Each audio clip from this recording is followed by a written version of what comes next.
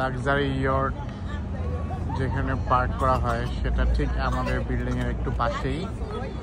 আমার মনে হয় যে এখানে পৃথিবীর যত রিচ লোক আছে সবাই এখানে তাদের ইয়টগুলো পার্ক করছে। যেটা হচ্ছে বার্সেলোনার মারিমাগদুমের এখানে।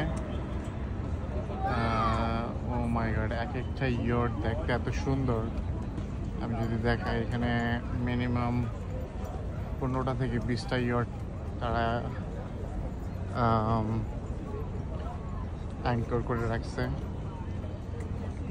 অসম্ভব সুন্দর ইয়টগুলো। আমি আরেকবার দেখাবো যদি ইয়টের ভিতরে যাওয়ার সুযোগ হয়, ওইখান থেকে আমি আরো সুন্দর করে দেখাবো।